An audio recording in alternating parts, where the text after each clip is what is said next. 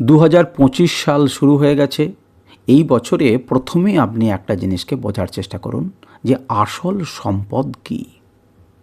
EMI দিয়ে loan করে গাড়ি বাড়ি করলেন, লোককে দেখালেন, বাবুয়ানি করলেন, এটা কি সম্পদের লক্ষণ?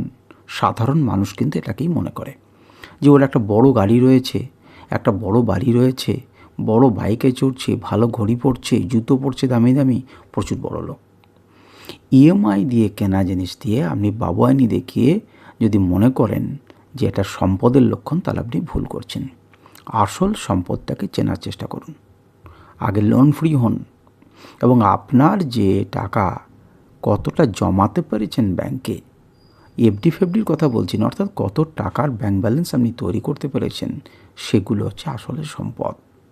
লোন ফ্রি রেখে আপনি একটা বড় বাড়ি করতে পারেন, আপনার সম্পদ আছে, কিন্তু লোন করলে চলবে না।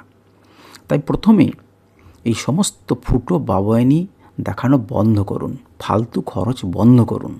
তার পরিবর্তে আপনার যতটুকু আছে ততটুকুকেই আপনি ইনভেস্ট করুন এবং সেই টাকাকে বারবার সুযোগ করে দিন।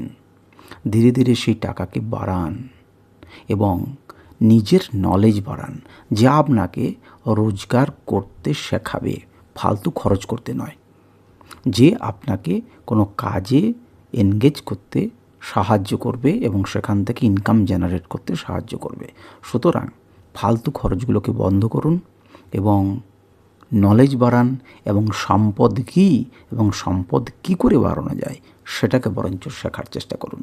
কারণ 2025 ঢুকেছে, এবারে আপনি কিছু জিনিসের সংকল্প নিন এবং কিছু জিনিসকে পজিটিভলি শেখার চেষ্টা করুন।